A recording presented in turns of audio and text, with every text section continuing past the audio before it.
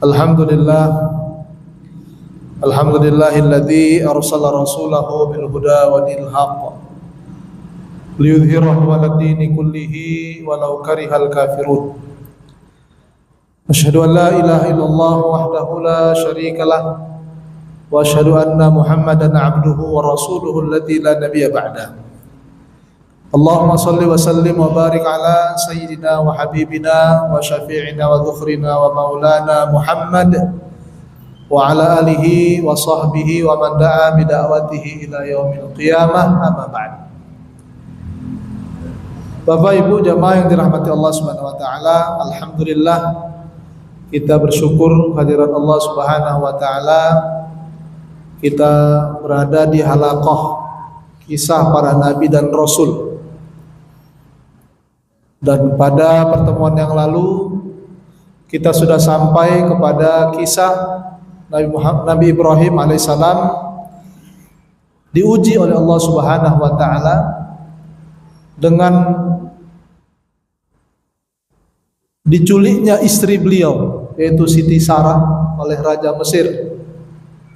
Ya, ketika itu Raja Mesir ini menginginkan Siti Sarah, karena memang Rasulullah SAW juga mengatakan bahwa perempuan atau wanita tercantik di muka bumi ini adalah Siti Sarah, ya, kecuali dibandingkan dengan Siti Hawa. Ya, jadi Siti Hawa merupakan wanita tercantik. Ya. Maka ketika Siti Sarah ini berada di Mesir bersama Nabi Ibrahim alaihissalam, diculik, kemudian diuji, kemudian akhirnya raja ini mendapatkan bala dari Allah Subhanahu wa taala dengan ya seperti orang stroke, ya tidak bisa menggerakkan badannya sampai 3 kali sembuh, nggak bisa lagi menggerakkan badannya. Akhirnya minta supaya Siti Sarah jangan lagi mendoakannya yang jelek-jelek, kemudian dia pun selamat lagi raja tadi, dan akhirnya raja ini memberikan hadiah kepada Siti Sarah, hadiah yang besar, hadiah yang banyak, termasuk ya menghadiahkan seorang budak atau hamba sahaya perempuan yang bernama Siti Hajar. Ya. Jadi sebagaimana yang saya sampaikan, ya Siti Hajar ini sebetulnya dari kalangan bangsawan. Tapi karena ada perubahan rezim kerajaan di Mesir, maka dia menjadi budak. Maka Siti Sarah pun membawa Siti Hajar. Kemudian Nabi Ibrahim alaihissalam pindah lagi dari Mesir menuju At-Tayammun. Tayammun ini daerah Baitul Maqdis di Palestina. Jadi Nabi Ibrahim itu berada di daerah Tayammun di Baitul Maqdis. Nah, Bapak Ibu jamaah yang dirahmati Allah Subhanahu wa taala, ketika saat itu maka sesungguhnya Nabi Ibrahim sudah berada di tempat yang terakhir, ya maksudnya kan Nabi Ibrahim dari Babilonia kemudian ke dekat Baitul Maqdis, kemudian ke Mesir, kemudian ke Tayammun lagi dan seterusnya. Ya, jadi pindah-pindah Nabi Ibrahim alaihissalam. Maka Baitul Maqdis ini tempat yang terakhir. Di sinilah Allah Subhanahu wa taala mewahyukan kepada Nabi Ibrahim, ya, bahwa Allah Subhanahu wa taala akan menjadikan seluruh bumi itu adalah tempat dipenuhi seluruh keturunan Nabi Ibrahim alaihissalam. Ya, jadi Bapak Ibu jamaah yang dirahmati Allah, walaupun yang beriman sedikit, ya, tetapi janji Allah Subhanahu wa taala terang dan jelas bahwa bumi ini akan dipenuhi oleh pengikut Nabi Ibrahim alaihissalam. Yaitu janji Allah. Begitu juga dengan sabda Rasulullah SAW dalam hadis yang diriwayatkan oleh Imam Muslim dalam kitab sahihnya, "Innallaha zawadiyal arda fara'aitu masyariqaha wa magharibaha wa sayablughu dzalika wa sayablughu milka ummati mazawiya dia minha." Kata Rasulullah, bahwa Allah Subhanahu wa taala akan menghimpun untukku seluruh bumi ini. Maka aku lihat ke timur dan ke barat, itu akan menjadi milik umatku, kata Rasulullah SAW. Jadi walaupun Rasulullah masih di Madinah, sabdanya menjanjikan bahwa umat Rasulullah SAW akan tersebar di seluruh penjuru dunia. Ya, jadi Nabi Ibrahim alaihissalam berdakwah dengan berpindah-pindah dan tidak mendapatkan simpatik ya dari masyarakat dunia, tetapi Allah Subhanahu wa taala menjanjikan dunia ini akan menjadi umat Nabi Ibrahim dan umat Nabi Muhammad sallallahu alaihi wasallam. Dan Nabi Ibrahim alaihissalam ketika itu, Bapak Ibu jamaah sekalian, juga mengamanahkan kepada Nabi Lut. Jadi dari Babilonia ke Baitul Maqdis ya bersama Nabi Lut. Nabi Lut alaihissalam, seperti yang saya sampaikan, Nabi Lut ini adalah merupakan keponakan Nabi Ibrahim alaihissalam, anak saudaranya. Ya, Nabi Lut ini anak saudara Nabi Ibrahim alaihissalam.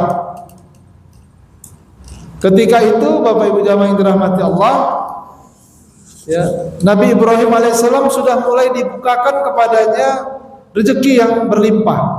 Ya. Di sini disebutkan Nabi Ibrahim itu banyak ternak, ya, ternaknya banyak, penghasilan bumi yang beliau berada di tempat itu juga banyak, sehingga hartanya juga lumayan banyak. Kemudian membekali Nabi Lut alaihissalam untuk berdakwah di Mu'tafikah. Mu'tafikah itu daerah Sodom, ya, Sodom. Jadi dibekali supaya berdakwah di sana. Ya, kemudian dengan dakwah itu, ya, Nabi Lut alaihissalam juga mendapatkan tantangan tersendiri. Bahkan dalam riwayat disebutkan di sini, Nabi Ibrahim alaihissalam mendapatkan kabar bahwa Nabi Lut disandra, ya, oleh kaumnya. Maka Nabi Ibrahim alaihissalam menyiapkan pasukan sebanyak 318 orang, ya, untuk menyelamatkan Nabi Lut. Kemudian selamatlah Nabi Lut dan hartanya, dan banyak yang terbunuh dari kaumnya yang membangkang dan memusuhi Nabi Lut. Nah, ketika itu Nabi Ibrahim alaihissalam juga, Bapak Ibu jamaah yang dirahmati Allah, di Baitul Maqdis itu diagungkan, akhirnya diagungkan, dimuliakan oleh para raja dan para pembesar di Baitul Maqdis. Maka dari situlah Nabi Ibrahim alaihissalam memiliki keturunan, ya, dari kalangan Bani Israel. Inilah kisah tentang Nabi Ibrahim alaihissalam. Nah, pada malam ini Bapak Ibu jamaah yang dirahmati Allah, kita akan masuk kepada peristiwa lahirnya Nabi Ismail alaihissalam. Jadi di sini disebutkan bahwa Nabi Ibrahim alaihissalam sudah berusia 86 tahun. Nah, bayangkan Pak, 86 tahun, tapi belum memiliki keturunan. Sebetulnya kalau hanya sekedar tidak memiliki keturunan nggak masalah kali sebetulnya. Yang jadi masalah, nggak ada pula yang beriman ketika itu kepada Nabi Ibrahim alaihissalam. Ya, hanya beberapa gelintir orang saja. Maka tentunya beliau terus berdoa kepada Allah Subhanahu wa taala untuk diberikan keturunan. Kemudian Siti Sarah udah hopeless dia. Udah putus asa karena sudah semakin tua. Karena beda umur atau usia Siti Sarah dengan Nabi Ibrahim alaihissalam ini tidak jauh berbeda, ya. Jadi tidak mungkin akan mempunyai anak. Maka Siti Sarah mengatakan, wahai Ibrahim, ya, aku tidak mungkin mempunyai anak, aku tidak mungkin hamil, ya. Maka karena ini ada hamba sahaya dan mukminah beriman juga yang bernama Siti Hajar, maka nikahilah dia, kata Siti Sarah. Nabi Ibrahim pun mengatakan, ya udah kalau begitu dinikahkanlah, ya. Siti Sarah dinikahi oleh Nabi Ibrahim alaihi salam. Nah, Bapak Ibu jamaah yang dirahmati Allah Subhanahu wa taala, ketika dinikahi hamil, alhamdulillah. Ya, jadi ada masa depan. Ya. Karena kalau tidak ada yang mewarisi ya agama ini, ada kegalauan dari Nabi Ibrahim alaihissalam. Ambillah Siti Hajar, dan dalam kitab ini dikisahkan memang Siti Sarah ini cemburu kepada Siti Hajar. Jadi kan gitu Bu ya. Kalau yang gitu-gitu kan cemburu ya Bu ya. Otomatis cemburulah ya Siti Sarah kepada Siti Hajar ya. Sampai akhirnya Siti Hajar takut kepada Siti Sarah. Ya, memang ada riwayat katanya mau dibunuhnya dan sebagainya, itu enggak betul. Ya, itu tidak betul. Itu riwayat dusta ya, yang mengatakan Siti Hajar ingin membunuhnya atau mencelakainya. Tapi memang secara manusiawi memang terjadi kecemburuan itu, dan memang terjadi pula ya rasa takut Siti Hajar kepada Siti Sarah. Sehingga dia lari jauh, kemudian akhirnya dijumpai oleh malaikat ya. Ketika itu malaikat mengatakan kepada Siti Hajar, "Wahai Siti Hajar, kembalilah. Sampaikan kepada Siti Sarah bahwa anak yang di kandunganmu itu adalah merupakan anak yang akan dihadirkan masa depan dakwah ini. Dan berikanlah nama dengan nama Ismail." Ya, makanya Siti Hajar kembali dan mengabarkan kepada Siti Sarah, memang bisa diterima, tetapi Siti Sarah tidak kuat kalau seandainya Siti Hajar ini hidup bersama Siti Sarah. Ya. Maka Allah Subhanahu Wa Taala pun memerintahkan kepada Nabi Ibrahim alaihissalam untuk apa? Untuk menempatkan Siti Sarah, untuk menempatkan Siti Hajar di sebuah tempat yang sudah ditentukan oleh Allah Subhanahu Wa Taala. Ya. Jadi memang ada penyebab, tetapi ada juga perintah. Dan Allah Subhanahu Wa Taala ya memerintahkan memerintahkan Nabi Ibrahim alaihissalam untuk menempatkan Siti Sarah di tempat yang sekiranya itu merupakan sudah perintah Allah Subhanahu Wa Taala. Ya. Ini kan supaya pertama keluarga sakinah mawaddah warahmah, kemudian target-target dakwah yang direncanakan Allah Subhanahu Wa Taala juga bisa berhasil.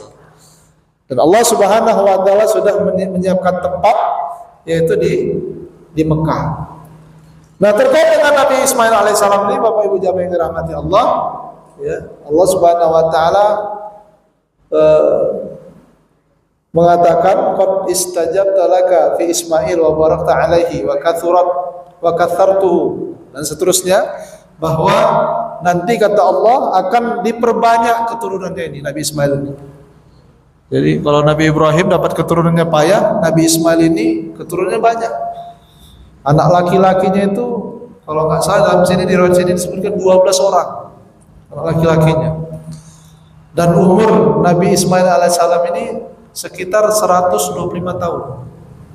Jadi memang Bapak Ibu jamaah yang dirahmati Allah, tentunya Nabi Ismail ini merupakan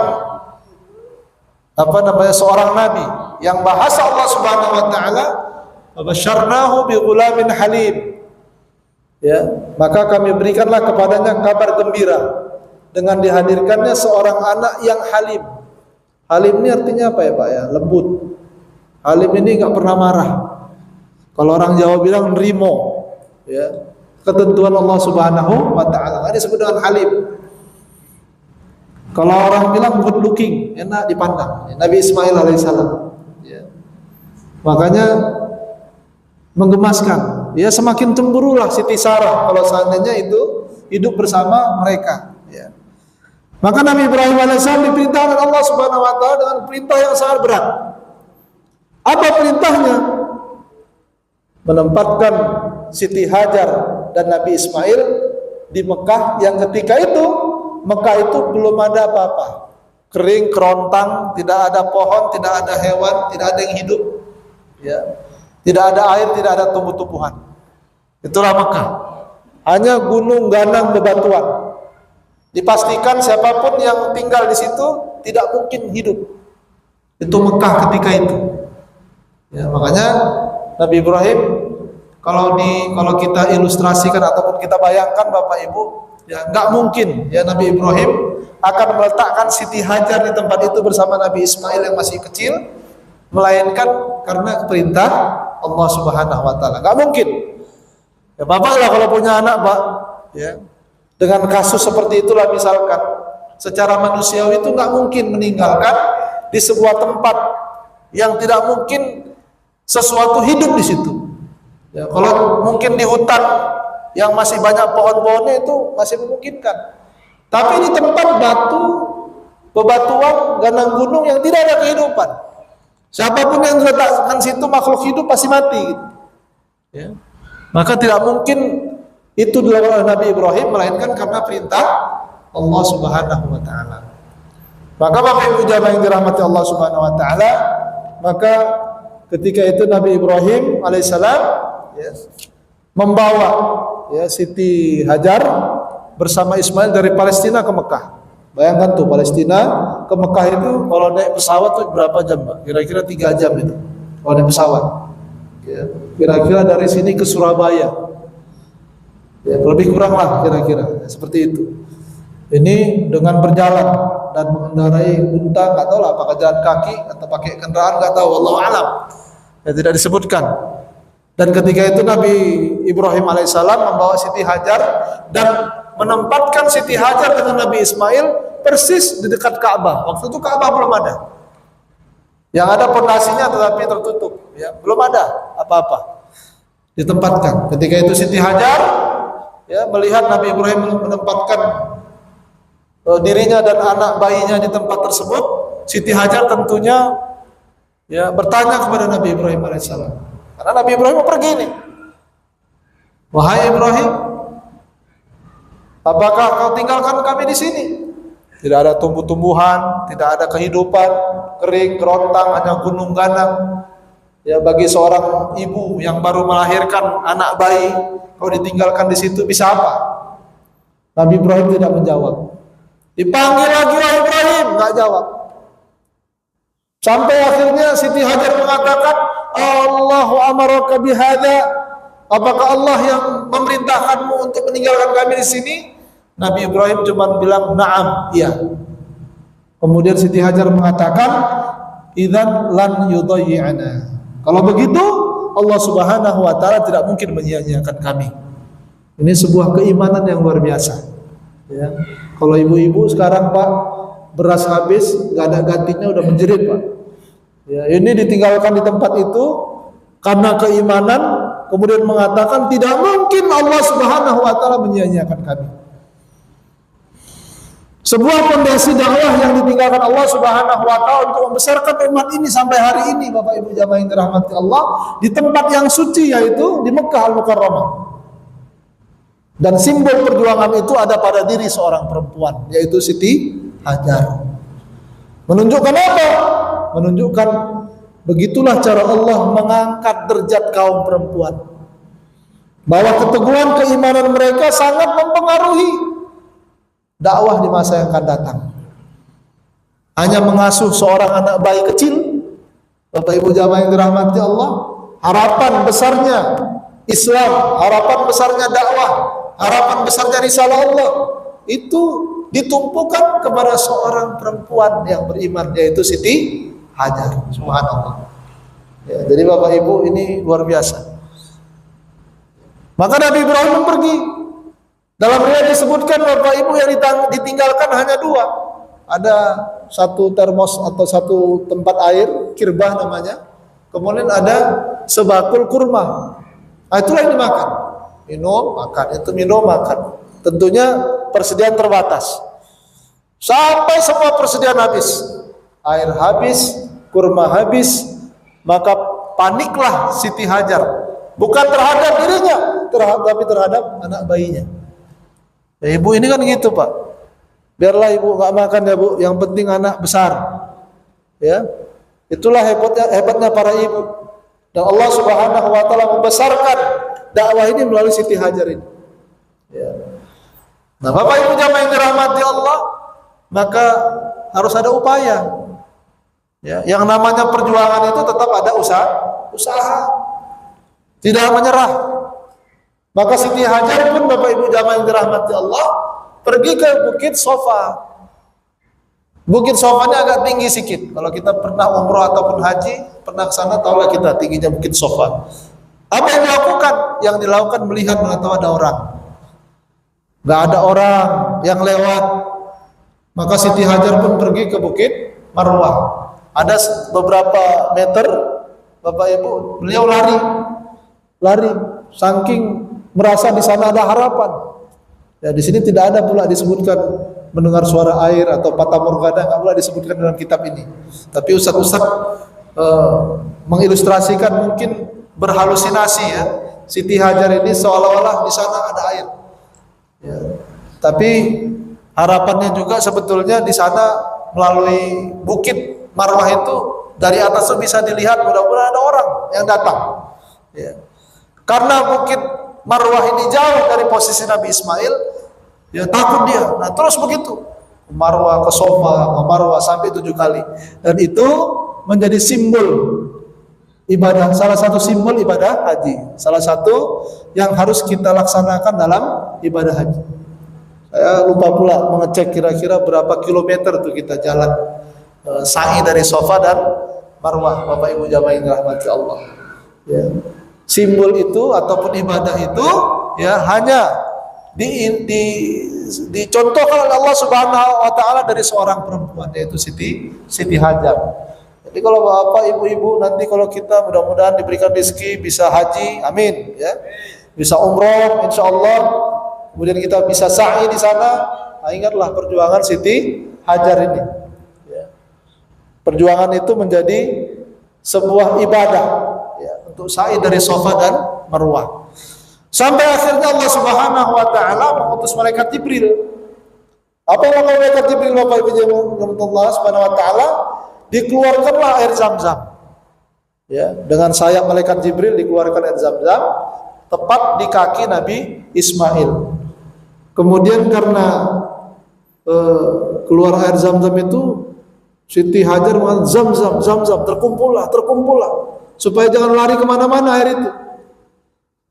Kemudian ada hadis ya Rasulullah SAW yang mengatakan yarhamullahu umma Ismail, Allah merahmati ibunya Ismail. Lau tarakat Zam-Zam, kalau seandainya dibiarkan aja itu keluar air Zam-Zam itu ya, lakanat Zam-Zam ainan muayyanan, niscaya itu Zam-Zam itu bisa jadi sumber mata air yang bahkan bisa jadi sungai ya, tapi karena dihimpun akhirnya ya jadi sumur saja deh ya, jadi sumur yang tidak pernah habis, yang tidak pernah kering sampai hari ini. Dan Zam-Zam itu Bapak Ibu jamaah yang dirahmati Allah Subhanahu wa taala merupakan air terbaik di dunia ya, subhanallah. Kalau Rasulullah mengatakan ta'mun ta'im ya, bagi orang yang lapar minum air Zam-Zam itu kenyang ya, nggak usah makan kita seminggu di Mekah itu minum air Zam-Zam aja bisa itu ya, sebetulnya begitu ya. Dan itu sudah dibuktikan ya, oleh ada namanya Abu Dzar Al-Ghifari, salah seorang sahabat Rasulullah SAW, itu sempat 3 hari di Mekah nggak makan, cuman minum air Zam-Zam saja ya. Kemudian Bapak Ibu jemaah Allah Subhanahu wa taala, maka ini yang terjadi pada Siti Hajar. Nabi Ibrahim terus pergi, semakin jauh Nabi Ibrahim berdoa, Rabbana inni askantu min dzurriyyati, wahai Allah Tuhanku, Tuhan kami, sesungguhnya aku menempatkan bagian dari keturunanku biwadin, pada satu lembah, ghairi dzi zar'in, enggak ada tumbuh-tumbuhan, inda baitikal muharram, di dekat rumahmu yang dimuliakan, Rabbana liyuqimus shalah, supaya mereka mendirikan salat. Jadi ibadah salat ini risalah Nabi Ibrahim, bukan ibadah baru salat kita ini. Ibadahnya para nabi dan rasul sebelum Nabi Muhammad SAW. Ya.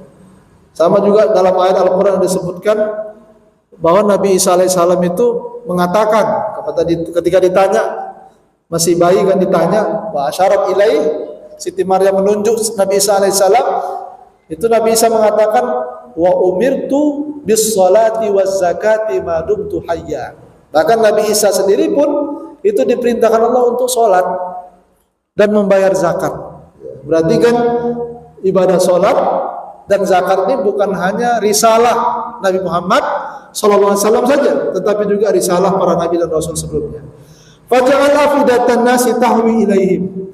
Jadikanlah wahai Allah hati-hati manusia ini cenderung dan dekat kepada mereka, yaitu keturunanku ini.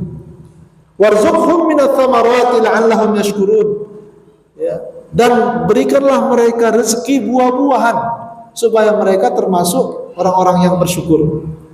Jadi Pak, Bu, dari doa ini, Bapak Ibu jamaah yang dirahmati Allah, anak masih bayi, ya, anak masih bayi, tetapi cita-citanya punya keturunan yang banyak. Ya. Kemudian yang kedua, Bapak Ibu, minta juga sama Allah Subhanahu Wa Taala supaya seluruh manusia sayang sama mereka. Jadi kalau kita punya anak, Bapak Ibu, doa juga supaya orang semua sayang sama anak kita. Ya. Faj'al afidatan minan nasi tahwi ilaihim. Jadikanlah hati-hati manusia, kecintaan manusia itu kepada mereka. Ya. Kan enak kita kalau orang semua sayang sama keturunan kita. Doa sama Allah. Kemudian kalau minta sama Allah tuh nggak usah tanggung-tanggung. Warzuqhum minats tsamarat. Minta buah. Padahal pohon pun tak tumbuh, tapi yang diminta buah, ya, menunjukkan kesungguhan dalam berdoa itu luar biasa. Ya. La'allahum yashkurun, supaya mereka termasuk orang-orang yang bersyukur. Nah, Bapak Ibu jamaah yang dirahmati Allah Subhanahu Wa Taala, maka ketika Nabi Ismail alaihissalam bersama Siti Hajar cuma berdua, modalnya sumur Zam-Zam, dan mereka sudah bisa hidup dengan sumur Zam-Zam itu, air Zam-Zam itu. Bagaimana cara Allah Subhanahu Wa Taala mendatangkan orang-orang? Tapi karena ini perintah, ya, maka Allah yang punya rencana. Allah menginginkan dan menghendaki apa yang dikehendakinya. Ya. Kalau secara logika, kalau bukan perintah, Nabi Ibrahim pasti nggak letak di situ, pasti letak di daerah yang ramai, banyak orang. Ya, yang penting bisa hidup. Ini enggak, memang di tempat khusus. Bagaimana cara Allah Subhanahu Wa Taala, Bapak Ibu jamaah sekalian? Allah jadikan musibah besar di Yaman. Jadi di Yaman itu ada banjir besar, sehingga penduduk Yaman itu berserak ke seluruh jazirah. Banjir besar. Ya. Ketika itu penduduk Yaman, kabilah-kabilahnya itu per kabilah, ada yang ke sana, ada yang kemari, dan lain sebagainya. Bahkan dengan banjir besar itulah sebagai cara Allah Subhanahu Wa Taala yang menjadikan jazirah ini dipenuhi oleh penduduk Yaman. Makanya Bapak Ibu, ya, Arab itu asalnya dari Yaman. Ya. Arab itu asalnya dari mana? Dari Yaman. Nah, di sini juga ada yang keturunan Arab, ya. Itu asalnya semua dari Yaman. Kecuali Arab yang lama, itu asalnya dari Mesir. Ya, jadi Arab itu dua, dari Mesir, kemudian dari Yaman. Ya. Nah, yang memenuhi jazirah Arab itu Arab dari Yaman. Termasuklah ketika itu ada namanya sukunya suku Jurhum. Ya, suku Jurhum ini suku Arab dari Yaman. Ketika mereka dari Yaman mencari tempat untuk tinggal, karena memang jazirah itu merupakan tempat yang kering, kerontang, dan susah mendapatkan kehidupan, maka terus mereka menyisir. Jadi orang Arab itu dulu suka berpindah-pindah, Pak. Bisa hidup sini, kalau kering, nanti di sini dia pindah cari yang ada air. Maka ketika mereka jalan dekat dari Mekah, tentunya Mekah ini kalau Bapak Ibu lihat, ya, itu merupakan kawasan yang dikelilingi oleh gunung, bukit bebatuan, ya. Bukan bukit subur. Kalau kita alhamdulillah bukit di Indonesia ini subur-subur, hijau-hijau, ya. Kalau di Mekah itu tandus. Maka orang-orang Jurhum itu ketika berjalan, mereka belum tahu kemana akan tinggal. Maka Allah Subhanahu Wa Taala mengirimkan seekor burung. Burung terbang di atas, mereka tengok, ya, di atas ada burung. Berarti ada kehidupan. Karena sepanjang mereka jalan tidak ada itu burung terbang di atas. Ini kalau ada burung terbang, oh berarti ada air. Mereka ikutilah ini burung ini, Bapak Ibu, sampai akhirnya mereka temukan sumur Zam-Zam. Gak ada orang. Ditengok cuma berdua aja, Siti Hajar dengan Nabi Ismail alaihissalam. Maka suku Jurhum ini pun bertanya sama Siti Hajar, wahai ibunda, ini sumur Zam-Zam milikmu? Betul, kata Siti Hajar. Karena orang yang menemukan sumur berarti sumur itu miliknya. Ya. Siapa yang menemukan sumur, maka itu menjadi miliknya. Izinlah orang-orang suku Jurhum ini, boleh kami tinggal sini untuk hidup bersama, kemudian menggunakan air sumur ini dan kami bayar dengan harga yang layak, yang pas. Silakan, kata Siti Hajar, selama kalian tidak memiliki sumur ini. Jadi silakan ambil airnya. Ya, itulah karom, artinya kemuliaan Siti Hajar. Ya. Dan Siti Hajar senang juga, sudah mulai banyak orang. Dan yang luar biasa pula Bapak Ibu jamaah yang dirahmati Allah, ya. Suku Jurhum ini merupakan kabilah yang berbudi pekerti, mulia. Karena biasanya orang-orang Arab itu untuk mendapatkan sesuatu dia membunuh. Ya kan? Tapi Allah pilihkan sebuah suku, gitu ya kira-kira ya, yang mereka itu berbudi pekerti mulia, berakhlakul karimah. Ya. Walaupun yang memiliki sumur itu sosok perempuan yang lemah dan sosok bayi yang masih kecil, tetapi mereka tidak merampasnya dari Siti Hajar. Tetapi mereka mau hidup bersama dan membayar kehidupan Siti Hajar. Begitulah cara Allah Subhanahu wa taala mendatangkan rezeki itu. Ya, subhanallah. Jadi Bapak Ibu yang dirahmati Allah, jadi kalau kita runut-runut nih Nabi Ismail ini Bapak Ibu ya, kemudian besar, berkembang, remaja, kemudian menikah dengan suku Jurhum. Ya, menikah dengan suku Jurhum. Anaknya 12. Maka disitulah istilahnya keturunan bangsa Arab yang diarabkan. Jadi kalau orang Yaman itu asli Arab. Tapi kalau keturunan Nabi Ismail disebut dengan Al-Arab Al-Musta'ribah namanya. Orang Arab yang diarabkan. Karena Nabi Ismail ayahnya bukan orang Arab. Ya. Yang orang Arab cuma ibunya, yaitu Siti Hajar. Jadi yang namanya Arab ini mau Arab Mesir, mau Arab Yaman, itu bahasa Arabnya sama sebetulnya. Cuman logatnya aja yang beda. Ya. Nah kemudian Bapak Ibu, ya, dari suku Jurhum inilah istri Nabi Ismail lahir, ya, keturunan Nabi Ismail alaihissalam yang berjumlah 12 orang, dan dari keturunan mereka ini lahir bangsa Arab yang disebut dengan Al-Arab Al-Musta'ribah. Ada yang meriwayatkan bahwa orang Madinah itu keturunan Nabi Ismail, ya, orang Mekah keturunan Nabi Ismail, orang Madinah keturunan Nabi Ismail, dan Jazirah ya sekitar Mekah dan Madinah itu keturunan Nabi Ismail. Ada yang mengatakan begitu. Ya, tapi tentunya itu juga termaktub dalam ilmu nasab. Jadi dengan kita belajar Nabi Ismail ini kita tahu sejarah Arab. Ya. Insya Allah Bapak Ibu yang dirahmati Allah, pada pertemuan yang akan datang kita akan lanjutkan tentang kisah Nabi Ismail di Mekah. Ya, ada beberapa kisah yang sangat menarik. Ya, mudah-mudahan kita bisa mengambil pelajaran dan pengajaran. Mungkin kisah ini sudah pernah dan bahkan tidak asing bagi kita, tapi mengulang-ulang ini insya Allah mendapatkan pahala.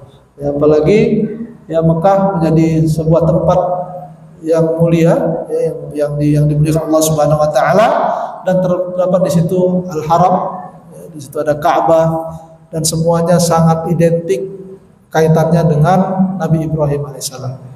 Mudah-mudahan bermanfaat. Aku qouli hadza wa astaghfirullah lakum. Wassalamualaikum warahmatullahi wabarakatuh.